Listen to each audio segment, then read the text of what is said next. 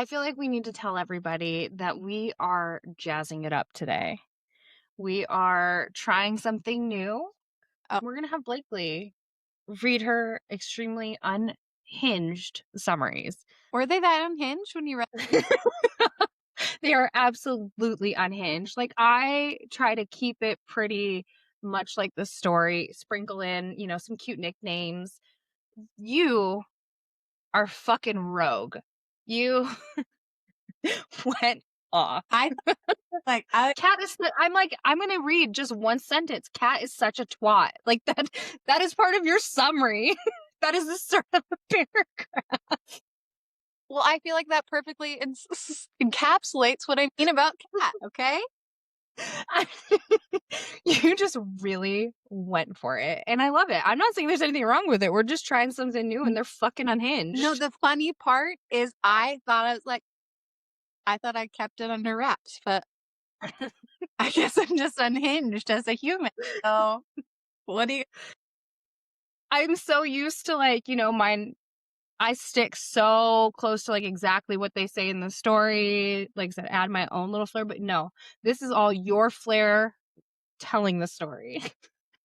It was a surprise and I'm here for it. And I'm just really excited for everybody to do this. I'm just laughing because I literally was like, yeah, I got this on script. I didn't think it was at all unhinged. I thought it was fine. Okay. Look at your second sentence for chapter 41. Just the first 4 words. Like, tell me.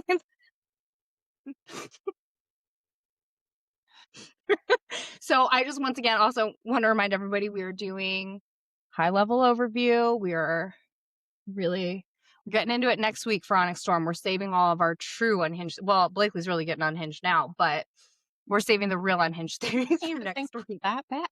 They're so funny. Okay, chapter 41. Fuck, man.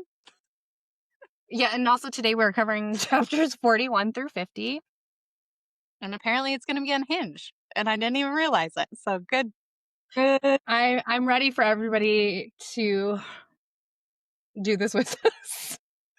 Why am I holding my hands like this? I feel like you're nervous for me to talk. I feel like I have to mute myself because I'm going to be laughing. I don't even think they're not even that. Okay, I'm going to try and keep composure while Blakely takes the reins today. I love it. I fucking love it. So, fuck, now I'm just going to keep laughing. God, you're a dick. So, chapter 41, stop talking and laughing. I'm not funny. So Xaden beat them there and is seemingly very familiar with the ridiculous palace. The bougie bitch Takaris insists that they have a formal dinner before they talk business. They also need to be dressed and impressed, and he already took it upon himself to pull some looks for them. Oh, and by the way, Kitty Cat is his niece. Yes, that cat. And she's annoyingly and more stunning up close. Stop laughing. I'm sorry, by the way, Kitty Cat. What's her name? I love it. I'm loving this. Dick. She's more stunning up close. Xaden and Vi begin fighting because Vi doesn't seem to realize the danger that this place is.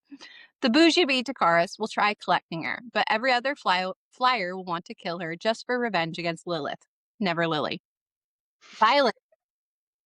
Stop! I love it. I'm going to mute myself. Well, it's hard for me when you keep laughing. I know, it's so good. I can't stop. Violet is beyond incensed because she's taking Zaddy's vibes as being very Dane-like. Kat is such a fucking twat, making petty comments about Vi's dress and hair and really trying to make her feel inferior, like she knows Xaden so much better. Xaden lets her know that Kitty Cat has the gift of heightening the emotions of people around her, and she's exceptionally powerful. Xaden apologizes for being Dane 2.0. Violet says, I locate him within a heartbeat because the center of my gravity. Who the fuck says heartbeat so much? It's the time thing. I'm going to talk about it in just a second. But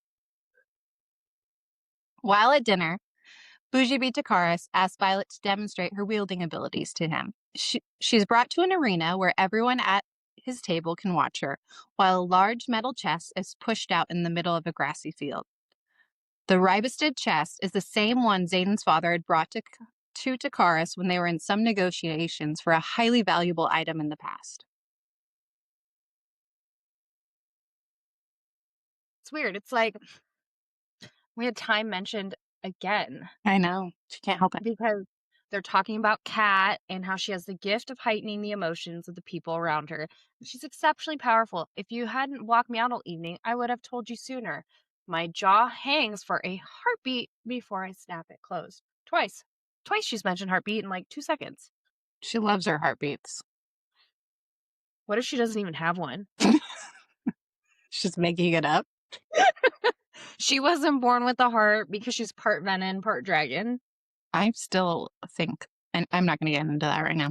Bougie Takaris gives Violet a simple offer. As long as Xaden doesn't step foot into the arena and Violet strikes the chest with their lightning, they will open discussions for the Luminary. Mira decides to join her down on the field. What's in the box? No, not a dick. Not you know what, like the movie Seven. A fucking venom. Tell me that's not unhinged. What's in the box? No, not a dick. I got my dick in the box. I mean, how can you? You calling him Zaddy, Kitty Cat, Bougie beat to cars? Like, Okay. I'm thriving. I'm thriving. You know the memes that are like, me and my best friend will give you a nickname so quick. Oh, look at Big Shoes doing this.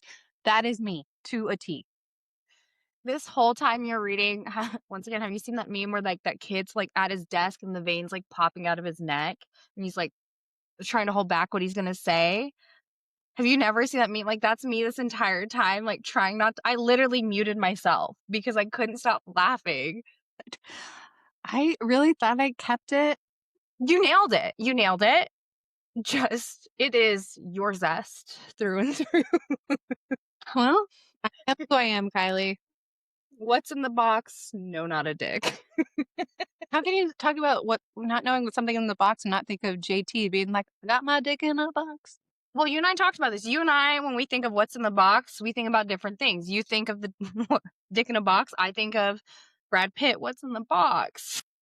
Yeah, you do the fucked up version and I do the slutty version. It makes the most sense. Oh, wow. Yeah, this is totally spot on. Yeah. Okay, that makes sense. Yeah. And you go for fucked in the head. So the Bougie beat Karis. What an asshole. Such a dick. Like, when that is ballsy. Was Xaden there?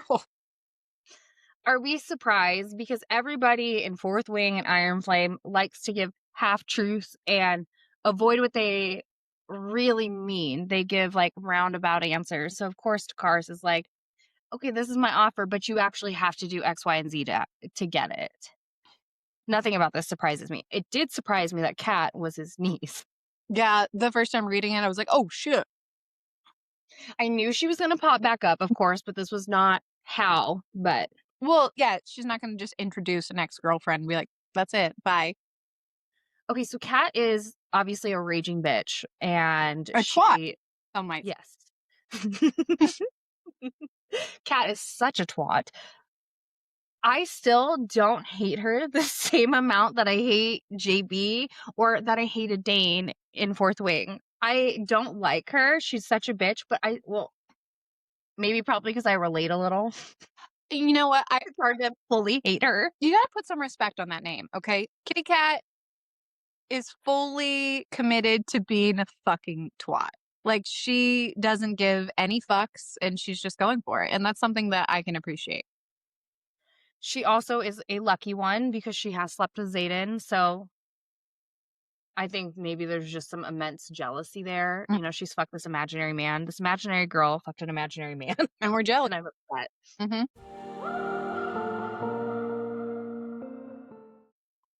Chapter 4. Violet wields her lightning, unable to strike the venom. But fret not. Our dicey girl is able to strike him with a dagger. The venom responds by throwing the Rivestead chest at her, along with a couple of daggers, which pin Violet to the ground. And the venom was like, it's you, the one who commands the sky. See, Commands? people kept saying that instead of he didn't say it's you who wields lightning. No, It's you who commands commands the the sky. So that's why I don't think like she is a full lightning wielder. She's I like some sort of power wielding, like I don't think that that's her first signet. I don't either. But I mean, we're probably wrong because Rebecca says like, she has her first. But I just think it's like not accurately named. I Or there's just so much that's encompassed with it. Well, so Taryn was the first one that called her a lightning wielder. In Right. my head, I'm wondering if Taryn doesn't believe she's ready to know her full powers and like how, the first book he waits before he gives her power. I think he doesn't clue her in like, oh no, you command more than just lightning.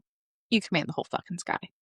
Yeah, he's waiting till she's like emotionally prepared because they really like to avoid telling them things unless they have to. Right. And 21 frail little girl. Mm-mm. No. It's not a necessity at the moment, but maybe when like they're fighting the big bad, it's Yeah. I agree. But now, the Venom slams his fist into the ground, which spreads death across the battlefield like wildfire, threatening their lives. Time apparently slows to sluggish heartbeats, according to our Queen of Time. Mira is able to block this by throwing a shield up over 3 of them. This drains her, and Violet makes Brennan take her away so she can deal with the Venom herself. okay. So Mira was able to produce a shield, and she obviously did it under extreme emotional distress. Mm-hmm. And Professor Carr said, like, he doubts this ability will develop in time. He's an awful fucking teacher. Like, he was teaching Violet, quantity or quantity, not quality. Mm-hmm. And here he is, like, not teaching Mira how to develop her signet. I'm not even gonna try anymore. I said that before, but I always like panic every time I say it. But why wouldn't he teach her to develop, like dig deep inside? Because like I think Mira can do it. I I, think she can produce it. I don't think leadership wants them to be that powerful. Yeah, I don't because they want little minions, little worker bees. Yeah, I don't know. Carr's not a good teacher. No, and I mean we knew that, but I think it's interesting, like that's mentioned that he said that he doubts that this ability will develop over time. I had such hopes for her. I feel like Mira will still develop this. I, She finally will. yeah, I think Mira will become more powerful as time goes on. Yeah, like once that happens, she realizes she can do it. Mm-hmm.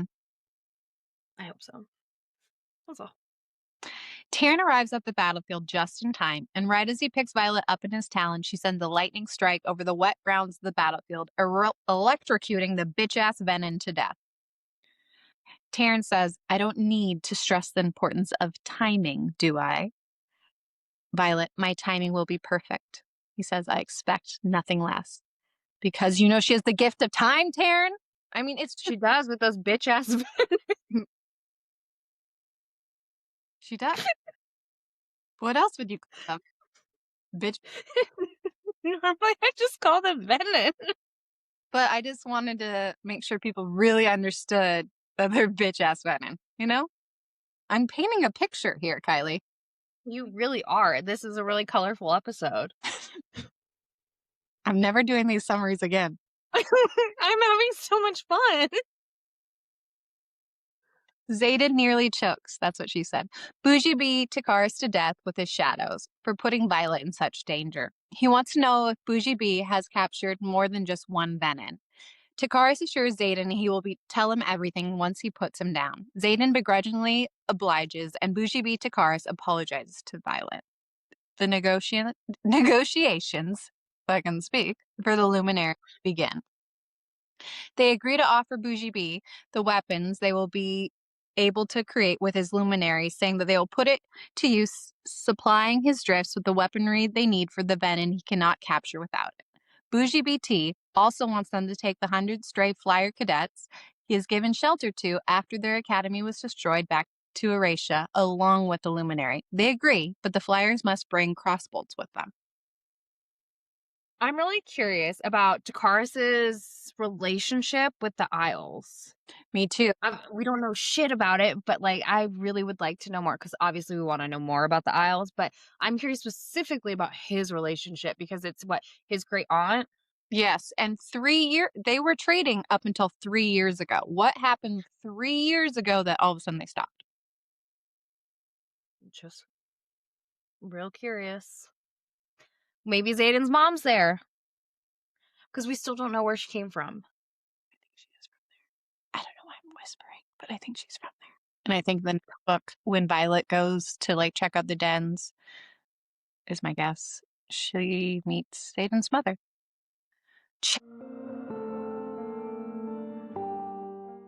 Chapter 43. Violet and the others have been hiking the cliffs of Drayler with the flyers they promised to bring back to Eratia. They've already delivered the luminary to an offshoot of the valley above Eratia where the new forge is located. They have to hike along a risky pass so that their dragons can fly patrol. He also pairs the flying squads of Basgiath with drifts from Eratia to make the ascent, hoping this will be a bit of a team building exercise. Violet is paired up with Kitty Cat's drift because, duh, Brennan loves the drums. So something really big happens here. Horatia's first hatchling has chosen to emerge, but Taryn doesn't seem happy about it. And the hatchling's choice transforms the valley back into a hatching ground. It changes the magic. Every channeling creature within a 4-hour flight of the valley, so ground or air, will know. But they don't really elaborate how it changes the magic. No, they don't. So I'm interested.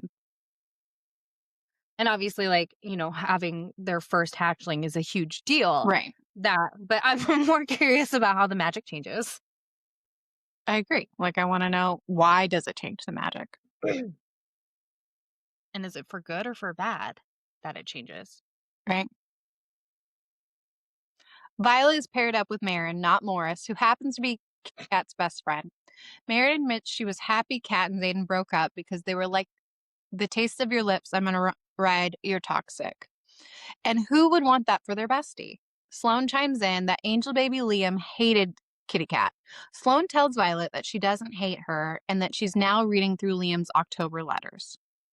Violet learns at Horatius War College the Flyers jump off the edge of a cliff onto their griffins to be chosen. There's no danger in this initiation because if they miss, they simply fall into a river below. They're assigned a different branch of the military instead. Basically, we learn that Basgiath is fucking brutal and Eratia is soft as hell. Do you think if you participated in Harvest that you would land on a griffin? I mean, I'm a dragon rider, so. That's not my question. Do Oh, you think you could do it? I feel like a griffin would want me to be the flyer, sure. Okay, so do you think it would be easier for you to bond with a dragon or land on a griffin's back? Bond with a dragon would be easier for me. I love your confidence in that. You think that you'd land on a griffin? No, I'd probably eat shit the second I tried to jump, and then I would actually hit the cliff and die, not even make it in the water. That's my luck. No, I think that you would somehow like do something to your knees or ankles. You know what? I would land on the griffin, but I would like snap my ACL on the other leg, and then the griffin would dump me off. Yeah. I don't choose you. JK. Sent takes backsies. I don't want you. You seem a little too fragile. More fragile than that silver one. What would you rather be, a griffin rider or a dragon? Well, that's not even a real question. It's obviously a dragon. Yeah, obviously a dragon. I think, I don't know which one would be harder though. Because it would be kind of scary to like run and just jump. Obviously, you're going to land in water, but like just to land on one of their backs. I don't like that. I don't like heights either. So that would Like how bony are griffins? Like, would their back hurt your butt or your tailbone? probably. Like, what do you pull their feathers out? Feathers, fur? There are They have both. fins, but is it fur and then That's why I'm asking. Like, what am I grabbing onto? That's what she said. Oh my God, go back to reading. Later, the group comes up upon a pressure trigger, which sends out arrows, but not from a direction they'll know, aka like a booby trap. They'll need to clear a gap of about 5 to 6 feet to be safe from this trap, and they'll have to do so from a shifty ledge. This is when Violet gets the idea to shove a sword into the rock ledge and use it as a catapult to help them clear the danger zone, just like she did at the gauntlet. The riders and flyers use this sword to launch themselves across the trap safely. However, a flyer named Luella dives over the gap. She misses the mark and lands in Violet's arms. The group starts to slide down the ledge, and a rider named Vizia grabs onto Violet as well. Now, holding 2 girls in her arms, Vizia falls out of Violet's grasp, and her griffin, Sibyller, plucks her out of the air and dumps her safely on the ledge. Luella also falls out of Violet's grasp, while Sibyller looks to save her as well.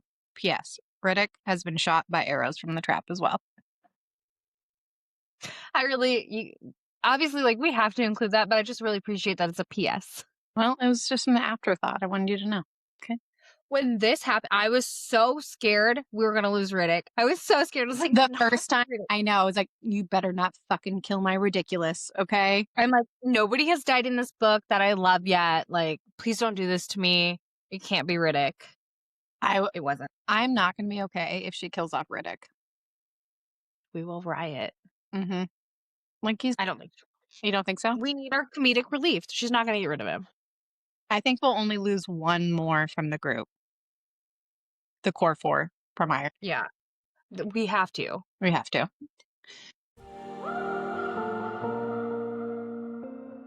Chapter 44. Violet is unable to hold on to Luella, and Sibyller is unable to catch her. Since griffins die with their flyers, Sibyller will die too. Dane pops Violet's shoulder back into place, which fell out of its socket while she attempted to hold the 2 girls up. As Sibyller dies, a wyvern rudely snatches a griffin in its mouth, flying away. Okay, I am building a case for we like Dane again. He's cautious with Violet since he knows it's rocky territory, but does pretty much anything that she asks. And, like, she needed her arm popped in. She didn't want Brennan because she wants Brennan to heal Riddick. So I just, good for you, Dane. You're working your way back into my good graces. He just started so badly for us in the whole book. Rough start, and losing Angel Baby Liam. We have a lot of reason to not like him with his Tamlin energy, but right. He's going for a redemption arc. He's doing a good job at his redemption arc. He is really trying to be respectful of Violet and not make the same mistakes that he did before, because I think Violet truly is super important to him. And now he realized what a piece of shit his dad is, so. I think Dane is actually in love with Violet, but he knows it's just never going to be. Yeah, we're going to talk about that in like 2 chapters from now. Yeah. The riders and flyers run in a panic at this, and Violet hops on Terrance's back. They plan on keeping the wyvern distracted from the others for as long as possible. Then, Vi is able to take out 4 of the wyvern by forcing her lightning downward to the clouds below, lightening them up like branches on a tree, which allows the lightning to twist and turn as it's drawn to the energy harness within the wyvern. Despite this victory, Vi and her friends realize the Venin already know where they are at because Venin share a collective consciousness with the wyvern they create. Venin will be coming for them now. So the wyvern were patrolling. They share this consciousness. They're patrolling by them. They felt that egg hatch. Yep. And so we know now that's why Taryn was worried about that hatchling, which that those Venin are going to go after that ground. Fucking bitch ass Venin. Those babs. I cannot wait that anyone that listens to this stupid podcast that now when they read about Takaris, they're like, Bougie B Takaris. Good old Bougie BT. At it again. BBT. We're just going to start calling them all the letters. I know. I will, because I'm lazy.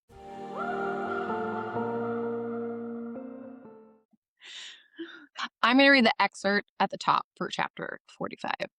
It was only in the last 50 years that we realized they were no longer solely coming from the barons. They'd begun to take recruits, teaching those who never bonded a griffin to channel what was not theirs to take, to upset the balance of magic by stealing it from the very source. The problem with mankind is we too often find our souls to be a fair price for power. That was found from Captain Lara Durrell's Guide to Vanquishing the Venin Property of Cliffsbane Academy. I mean, they do say that everybody has a price. Some Mhm. people would sell their soul for just a cool spell. Well, in Disney's ABC's show Once, Rumpelstiltskin always said, magic comes at a price. And it's so true. Everything comes at a price. It does. But specifically magic because it's powerful as fuck. Is that what magic is? It's powerful. Ow. I'm telling you what you need to know, okay? Thank you. I feel educated. Devera? Devera, right? Yes, Devera. Chapter 45. Major Devera calls out the death roll for the riders and flyers who have been fighting to secure the villages along the Stonewater River. They've been fighting to try to divert the Venin's attention away from the valley in Aracia, where 4 new dragons have hatched. Tensions are high between the Welcome to my world. See how your brain also moves faster than your mouth. It does all the time, but yes. But it's like way worse when you read. Yes. Tensions are high between the squad and Griffin riders. Some of them still are pointing the finger of blame to Vi for Luella's death. Kitty Cat, especially, has been antagonizing Violet with antics such as knocking on Ryerson's door wearing nothing but a slutter bucket see-through lingerie. Basically, the whole squad isn't opposed to killing Kitty Cat for being such a twat waffle. We also learned that Sawyer wants to learn how to sign because clearly he wants the hottie with the naughty body, aka our favorite scribe, Jacinia. Tell me that paragraph that you just read was not absolutely unhinged. We've got Slutterbucket, you've got Twat Waffle. You just described Jacinia, a scribe, the hottie with a naughty body. What about that is hinged? I've never been one to be on the hint. Also, your obsession with buckets comes back.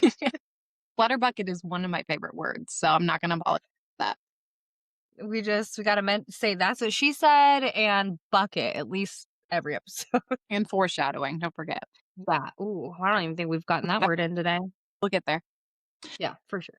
Later on, the riders and flyers join Professor Trissa, and we all get a history lesson on runes. She explains how they're strands of magic pulled from an individual's power, woven into geometric patterns for specific uses, which are then placed into an object, either for immediate work or usage at a later date. This process is called tempering. Do you think of Harry Potter immediately and like pulling it out? Sure do. Can't take the Potter. Many Harry Potter. There's another Harry Potter reference in here later too. We're such millennials. For 2 people who refuse to read the books again because you had such a rough start with it, we make a lot of references. Well, I love the world of Harry Potter. The books aren't for me anymore. But I told you, I do want to read 5, 6, and 7 because Yeah. for books and to see, so I can break my hand and see if I care as much about Sirius dying. Yeah, and see if it still hits the same way it did 20 years ago. Laura died. It was like one of the few times that I cried with books, like when I was younger. I feel like it was a silent cry, but I full on cried with Sirius, and I full on cried when Dobby died. I shed tears, but never like I'm sobbing. It's not like crying like I did in, Throne of Glass or anything. No, but I think when I was reading those books, I was so emotionally constipated anyways, and I didn't cry in regular life, so I gave myself that time to cry in books. That's fair. I mean, God, we just pride ourselves on not crying. Like, I haven't cried in 1 year. What my record was, it was a couple years. I don't know. We'd gone years without it. So emotionally healthy. Wow, what a great thing to have a high score for. I always want to be the best. So she explains that a wielder can temper a rune using as much or as little power as they choose. Then place it into something like wood, metal, or whatever object the wielder chooses. The rune can then activate when triggered and perform whatever action it was tempered for, unlike alloys, which solely house raw power. Runes are tempered with power for a specific action. Sorry, guys, I am taking you to school right now about runes, but it is important and integral to the story. So I'm not, There's only runes everywhere. they're fucking everywhere. So I had this thing where I was like, I knew what runes were, but I just was ignoring it kind of and just reading the story. So I thought I'd take us all to class here. Thank you. You're welcome. She then teaches them how to separate a strand of their power to create the rune, which is the most complicated step to learn. She explains how power can be shaped and that every shape has meaning, and that point where you tie the power changes the meaning. The shapes can also be combined to layer the meanings and therefore change the rune. For example, when shapes are combined, they can inform whether the rune will activate immediately or sit in a suspended state, or inform how many times it can activate before the rune depletes. When Violet asks Taryn and Andarna for advice, and their only advice is don't blow anything up. And of course, our favorite, Violence 2.0 is like, at least blowing up or blowing something up would be interesting. She really is Violence 2.0. She is. Baby violence, baby Yeah. violence. Baby violence. She sounds like I'm starting a baby fight club. Love Baby Fight Club. I've talked about this before. She says that runes are only limited to how much power you choose to temper, how long you want it to last, and how many uses it has before it depletes. She claims that if one were to get good enough at the runes, they could compete with a fair amount of signets. For the lesson, she assigns the riders and flyers the task of creating a simple unlocking rune. Before sunset, Violet manages to weave an unlocking rune, but she's not the first to be successful. Kitty Cat is, which is so fucking annoying. She's so pissed because Violet isn't the best at everything. Like, she's not good at physics. There's another class she's not good at. She's not good at anymore because she was reading all the wrong books. But to have Cat beat her at this. Oh, nothing worse than the girl that used to fuck your boyfriend being better at something than you. I mean, I've never had experience with that because I'm usually always the best, but I assume I'm just kidding. I forget that people listen to this that don't know me. Just a sarcastic asshole. Yeah, they don't take anything I say seriously. I really don't think that highly of myself. Just want to throw that out there. Take it all with a grain of salt. I'm very unserious. I thought you were going to say unstable. I was like, yes. And that. Everything that comes out of my mouth, little unstable. The excerpt at the top for chapter 46. It is somewhat fitting that the only weapon capable of killing a dark wielder is the same thing that drove them to soullessness. Power. Which Violet's whatever is, they keep talking about her having pure power, not just lightning. So Violet, who didn't want to be a weapon, is just pure weapon. She's like the of a weapon. A few days. Man. Oh, on a side note, because I'm going to cut this, but what if it is like a Throne of Glass story, and this was all put in place hundreds of years? It is allegedly that this was all put in place hundreds of years before, and that Violet was destined to do this. So it just kind of sucks that she was just born to be a weapon, a tool in a story. Yeah, just like what's her butt. Well, even at the end of the book, the Venom even calls Violet, she's just a tool, because they were going after Xaden. Like, if I were Violet, that would fuck with me. Yeah. I think she has a hard time. I don't know, I might keep this now that I've said that. But yeah, if I were Violet, that everything that happens with Xaden and, all of this, just knowing that I was born and destined to be a weapon, that would fuck me up more than anything. Like, because then I have no purpose in life. Or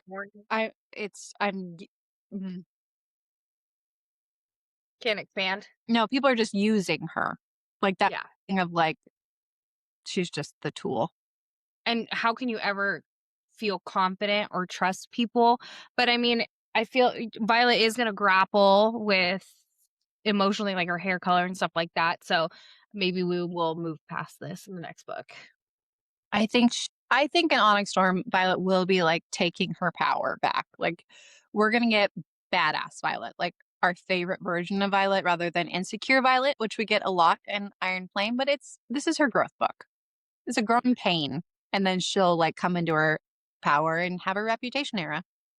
Book 1 was physical pain. Book 2 is emotional pain. And then book 3 is like bad fucking ass, man. Yeah, hopefully we're moving. Well, no, we're not going to move past the pain thing yet because she's got more emotional growth. Yeah. It's going to be I feel like this next book is going to be, it will emotionally wreck us, but it'll be a fucking ride the whole time. Rebecca says we're going to cry. Mm. I will not be wearing any mascara for like several days. I plan on looking pretty much homeless until we record our first episode on Saturday. Yeah, I'm going to cry. So, you guys, we record our first Onyx Storm episode next Saturday. That's so crazy. We'll be done with the book. Well, no. And then we'll finally be there. I know. Get to chapter 46 before we go off on another Onyx Storm tangent because we do go on several every episode. Can't help it. Just so excited. Sorry, guys. Chapter 46. A few days later, Zayd and Violet talk about runes. Violet learns that he put an unlocking rune into her dagger, and that's how she was able to escape the interrogation chamber some time ago. Some time ago. Why did I say it like that? He explains that he put an element of need into the rune so that she couldn't just walk up to any door and open it just because she wanted to. Only if the dagger was on her body and she had the need for the door to unlock would it do so. Zayden's out there playing chess while we are all playing checkers. He is 20,000 steps ahead. Given what we know about Zayden later, I want to know how his mind works. Like, how does he know to have this shit ready for her? Okay, so when I read your comment on this and I thought, okay, he's like our girl version of Aelin, like the mastermind, always steps ahead. And then I thought to myself, when did Zayden decide that he would have to, well, you guys have all read the book, otherwise you're not listening to this, become Benin? Like, when was the point when he was like, I'm going to have to do this to save Violet? Because if he's always or maybe he just always knew that that was a possibility and came to terms with that sooner. Let's expand more on that later. Let's chat on that later. But you know what I mean? Plan before. Yeah. It was not a random thing. Because, yeah, he's always 20 steps ahead and he's always planning everything. Like, very rarely does Zayden do something not to plan. Yep. Like, he's got a calendar in his mind with his to-do list that he does every day. And he's got that set up for like the next 20 years. He sure does. Solid Google Calendar, Zayden. It's color coordinated too. He may be an Aries, but he might have a Virgo rising in there. She asks Zayden about the rune on the stone he keeps on his bed. He explains that it's a protection rune, but it was only intended to be used once. He said that this particular rune was designed to counter the signet of the rider whose dragon would kill them, and it can only activate when the rider was going to be killed by dragon fire. Zayden had held this when his parents were executed, and this is why the rebellion relics start on his and all the other marked ones' arms. Professor De Vera and Emetario, right? Yes, Emetario, not Amaretto. I know. I read Amaretto. Professor De Vera and Emetario bring the riders and flyers into Raisha's sparring gym. Because the two groups can't even pretend to get along, they have decided that each squad of riders will absorb one drift. Everyone will go by the codex and they will all become squad mates. Since squad mates aren't allowed to challenge within the codex, they're going to let them challenge each other now to get out their aggression. Several of the flyers challenge the riders in Violent Squad, with, of course, Kitty Cat choosing to challenge Violet. Vi feels pretty confident in her fighting abilities to defeat Kitty Cat, but once the sparring begins, she realizes that she has the same moves because she was also trained by her favorite Shadow Daddy. Can you imagine that oh fuck moment? Like, you're fighting with somebody. It's like fighting the Venom. They're able to like predict all your moves, but instead it was the person that's fucking you taught this. I feel like we could get to know all these characters better if we knew their birthdays, and then we could know all their signs. Is Violet a Cancer? Yes, her birthday's in July. That's all we know. Zayden's is in March. Yeah. And Violet's got to definitely be a Cancer. She's not a Leo. No, but I really feel like we need to know these things so we can know them better, but we don't have anybody's actual birthday. No, and we're just assuming that we know it's in March, that Zayden's an Who Aries. said it in the Oh, book? I know he said it, but I meant like an Aries. Oh, He's yeah. got Aries energy. As a mom of 2 Aries, he's got Aries energy for sure. He also a Scorpio's gotta be in his chart. I was gonna say it's probably Cat. Cat's a Scorpio. Cat's a Scorpio, and I feel like Scorpio's somewhere in his placement. And that's why I think she is such a raging bitch to Violet and, says all these things to her. She's a Scorpio. She gives mad Scorpio energy. I cannot believe I just said that. She gives mad Scorpio energy. I don't say anything like that. I don't say mad, whatever. I don't know why this is the Hella. moment. Start saying hella and mad. I say hella. I do say hella. And But that's to the point, it's like Ryan's favorite fucking word. So well, I've always used it because, like, that's our generation. yeah. But I've used it so much that Rowan has said it. Yeah. No, hell To watch my 7-year-old say, like, this is hella cool, I'm like, Oop. I guess it's better than shit. yeah. I don't my parents, my kids actually don't say shit. If they were ever going to use a swear word, it would be fuck for sure. But my Rowan said shit. And he said that he's pissed off before. Which we had a discussion over words. And if he uses those words, I'm gonna brush his teeth with dial soap. how that happened to me. I learned that one from my sister. My niece had said some questionable words, so Amber brushed her teeth with dial soap, and she didn't say that again. I didn't No, I didn't brush the teeth, but I did have soap in my mouth, which I know is probably shocking to everybody.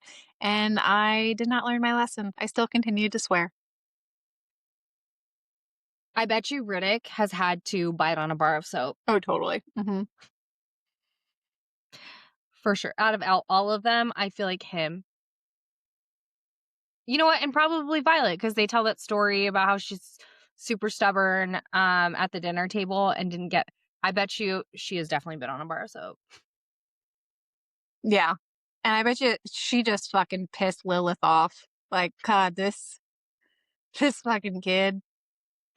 Thanks for coming to our podcast where we talk about everyone's signs and if they've been into soap. Solid.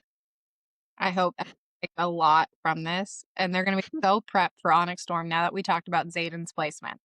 But he has to have Scorpio in him too. I'm married to a Scorpio. He's got Scorpio. Chapter 47. Kitty Cat taunts Violet as they spar, asking if it bothers her that Zayden had her first and that she had him first. She also claims that she's not fighting Violet over affection for Zayden, but rather she's going to war with Violet for a crown. And this was the reason she and Zayden were previously engaged. Violet retaliates out of anger, and before long, she realizes that she's been played by Kitty Cat's signet once again, which amplifies her emotions. Violet nearly chokes Kitty Cat to death in a rage, but Zayden is able to disengage her at the last moment and pull her away. Violet's lightning strikes out in her anger, much to the fear of the other cadets. Zayden brings Violet away to the assembly room, clearing it out for the two of them to be alone. Zayden, get out. All of you. Right fucking now. This man is literally ruining partners for everyone, everywhere. I mean, If Ryan said that to once again, if Ryan said that, like, to anybody here, I'd be like, who the fuck do you think you are? Zayden, though? he can do no wrong. None. Nothing wrong. No, everything he does and everything he will do in this next book, I'm like, co-sign it, do it again. I will accept it as long as you don't change who Zayden is. As long as he's still Our Zayden. Chapter 48. Shadow Daddy Zayden sits Violet up on his father's throne chair and gives us the famous line, "My house, my chair, my woman." He gets Vi off 3 times and then won't let her return the favor. He says that he needed her to see that he's more than capable of worshiping her body without reciprocation, and that she's not just a convenient placeholder for him to have sex with, as Kitty Cat the twat had said when she was being a bitch on the sparring mat. Zayden literally says, well, okay. First off, I would fucking blush every time I was in that meeting room. Cause, like, I don't know if I could ever be in that room with people again. I'd feel like everybody knows that I came on that chair and everybody would be looking at me. I would just feel that way. I don't know. I've had sex in a lot of different public places and I never feel that way. And I'm the slut bucket as you're having sex with your husband. It is. Yeah. And then Zayden shares his emotions over their bond. And he literally says, was thinking, I need to fuck her to flip her over the arm of this throne and drive into her, but I can't. I need her nail marks in the wood, need her cries filling this whole fucking house, need her knowing what I can be for her, anything and everything she needs. She's heaven in my mouth, flawless, mine, and she's almost there. God's yes, her legs are shaking, her walls are fluttering around my tongue. I love her so fucking much. But do we think Slow and Gal will get it yet? No. And No. also, you didn't do a legal note before reading that. Like, our lawyers are going to be so pissed. Like, people are operating heavy machinery, listening to this podcast, and I'm going to be like, I really like to live life on the edge, and I'm trying to get everyone there too. oh, you are a slutter bucket trying to get everyone there. Good. Sorry, guys. But a slut. He explains to her that he was betrothed to Kitty Cat rather than engaged, and that betrothed is such a. Betrothed. Oh, yeah. Is this how you feel when I read? And I'm the dumb one. Oh, I knew that. My mouth is going too fast. It's okay. I get it. He explains to her that he was betrothed. There we go. To Kitty Cat rather than engaged, and they had tried it out for nearly a year, but were not compatible. We learn Zayden's official title, Duke of Aracia by birth, but he has his homeboy Llewellyn governing the province. Xaden His homeboy. out that Violet was enraged, jealous, and felt inferior on the sparring mat, and that Kitty Cat didn't create these feelings in her, but rather amplified what was already there. He asks her to be honest with him and tries to show her that she has nothing to be jealous of and no reason to worry about stupid Kitty Cat.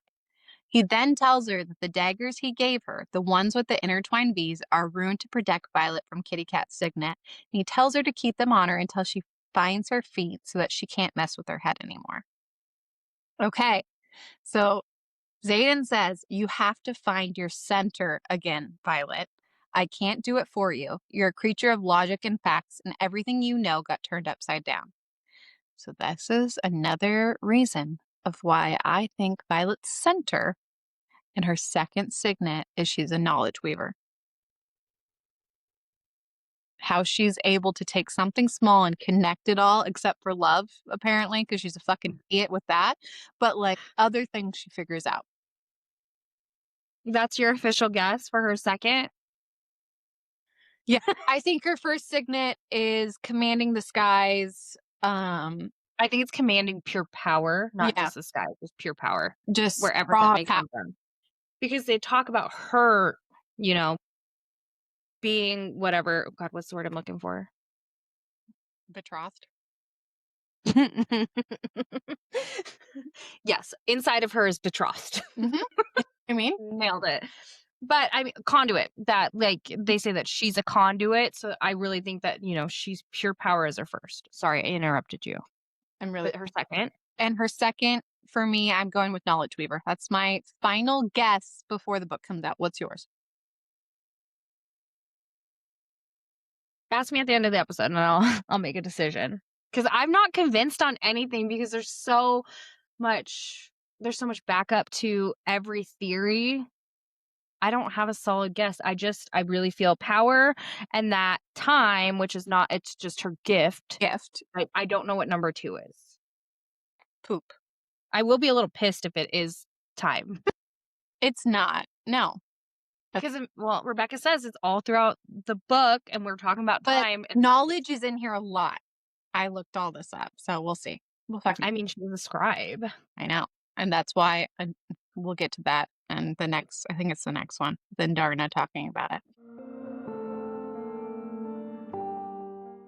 Chapter 49. Violet's squad hands out patches to the Griffin Flyers since they're officially members of the squadron now. She's also getting better at managing her anger and jealousy towards Kitty Cat with the help of Xaden's daggers. She also says an iconic line because she likes to do iconic shit. That trick mentioned, with his fingers? Thanks. Fucking Violet. Hell yeah, girl. Thanks. Her balls were the size of Taryn's. Literally, to say that to Kat. And this is when she shines.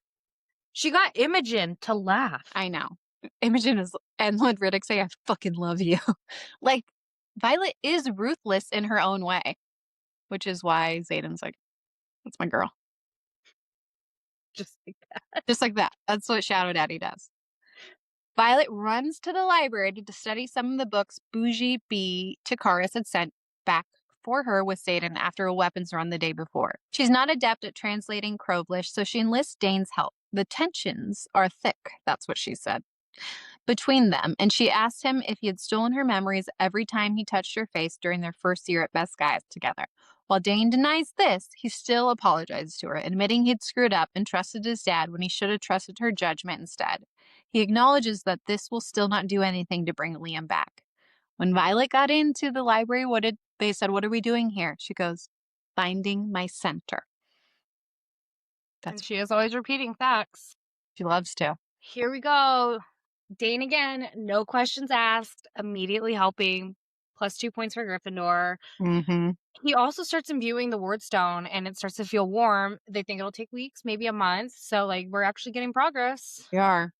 And I think Dane would be Gryffindor. Yeah. Oh yeah. He's honorable. I will give him that because he's a rule follower. So he could be in Hufflepuff. I would give Dane either Gryffindor or Hufflepuff as a second. Yeah, I think he has Hufflepuff tendencies, but he is a Gryffindor. Vi asks they do not talk about Liam and Soleil again, at least not until she has more distance. She does ask him if he can help her translate the Crowblish books, and he agrees to help her for half an hour each day. Solid Dane. I don't love him, just to be clarified, but I'm proud of him. Yeah, I think in the next few books, we'll see his journey. I think we'll end up liking him. I think next book we will like him because I am liking him. It's like Real Housewives, Beverly Hills. I did not like Erica Jane. And then once Reno was gone, I warmed up to her and then I liked her again. So I feel like now that Varish is gone, I'm warming up to Dane. And then the next book, I'll like him again. I just said something really offensive to you because I hate Verna. Ignoring everything that you just said, but I think we're gonna like Dane this next book, and I think we might lose Dane if it's not next book or the book after, and I think he's gonna sacrifice himself for Violet. Don't ask why. That's just what I think. I would be open to losing him over Ree. Mm-hmm. No, I don't think we'll lose Dane. He's had too much growth. I don't think we'll lose Dane. What if Riddick's what if he sacrifices himself? Because my theory is the squad will not be complete by the end of the series. Now, I could even see, like I said, we'll lose at least one in the squad. I wouldn't be surprised if half are gone. But by the end of book 5? I feel like Sawyer's gonna stick around because he's learning sign language for Jacinia. I feel like Sawyer will be there till the end. I mean, he already lost a fucking leg. Like, give it. Not yet. Spoiling the story. People have read this book. Okay. I'm even on my second reread and he hasn't lost it yet. He hasn't lost a limb. You just spoiled the story for me. No. I have 6 chapters left. Spoiler alert, I guess, for the book that you've already read. Chapter 50. A week later, Violet trains with Felix on better aiming and controlling her signet. He tells her to strike the conduit, holding it super close to Violet's fingers. Violet argues that this would kill him, but he tells her to summon her power anyways, and instead of letting the conduit have it all, to cut off the energy itself. herself. Violet she just has a big dick energy with Kat, and then I know. she's so wildly smart, but so insecure. Like, she says she's not afraid of power, she's afraid of herself. But Taryn reminds her that he chose her and dragons make no mistakes. But he's also a smart ass, and like Vi's like, what's it like going through life so self-assured? And he's like, it's life. God, she pisses me off. How can she be so confident but not? How can she be so smart but not? She pisses me off, like you. I know. I don't even feel like she pissed me off that much in these 10 chapters. No, not as bad. No, but it's crazy that she's afraid of her own power. Well, I get it. She's murdered people. She did take down half the mountain. Yeah. Murder changes a bitch, you know? I wouldn't know. I watched Snapped. I know. Yeah, I imagine murder does change somebody. Yeah, it changes your soul. She manages successfully send small strands of lightning to the center of the conduit. Felix then slowly draws the conduit away from her, telling her to let her energy flow in a trickle rather than a flood. Vi is able to do it for a while until her power bursts through and she must redirect a powerful lightning strike up and away from Felix to a mountain ridge some 30 feet up. Felix challenged her to improve the control she was able to maintain with the orb beforehand, but at a larger distance, 15 feet by next Monday. Once the lesson is over, Violet learns that the Venin and Wyvern have taken Pavis, which is only an hour's flight east of Drathis. Yeah, okay, I was right. It seems that this is their staging point for Drathis, and it becomes obvious that they're coming for them. The bitch-ass Venin. Gotta be scared of those bitch ass Venin. They're fucking gangsters, man. Gotta watch out. They're gangsters. So we've got, the West Coast, we've got the East Coast, and now we've got Venin. They have their A lot of gangs. A lot of gangs. It's like Crips, Bloods, Vens, you know? Heavy gang activity is going on. Well, maybe Venin are more not like gangs, but they're like mafia. Yeah, okay. I could get behind that. Okay. Cool. Our fucking mafia Navarre. It's like just Italy. I don't know why I'm doing this. Yeah. Chef's kiss to Navarre. Well, this is, I mean, okay. What was I going to re-ask you? Oh. What I don't have a commitment to her second yet. I don't know. It's so hard. You don't like making commitments because you don't like being wrong. Correct. So that's why you won't. What is the number one leading guess for you right now? You're not committing. The number one leading guess. I really don't know. Oh my God, you're such a little bit. I know. It's so, let me finish the book and really decide. Because, there's other conversations and things that happen. Well, really, then is it the next the next episode, the one after? The last episode, I think, is with her talk with Indarna, and that's the one that I'm waiting for to commit. That's the one that pushed me over towards the Knowledge Weaver. Okay. So just simmer, figure out where your little head's at. And just so people understand, I read right before the episode, so it's all fresh. Not, I can't reread and then come back to it a month later. Or I can't go from my first read in August to this. You guys, I didn't even fucking remember that Lilith died.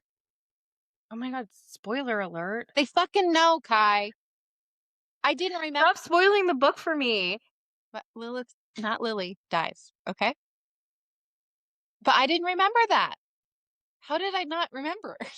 I don't know. That was wild that you did it. Because, that's our big death in this book. I was just so pissed about Venin Zayden. And then I went really pissed about it or just worried. I'm not mad at Zayden. I get it, why he did it. I'm just really disappointed in him. I wasn't actually, it has nothing to do with Zayden. I was pissed at Rebecca. We would never be mad at Zayden. No, I understand why he did it, but I was pissed at Rebecca.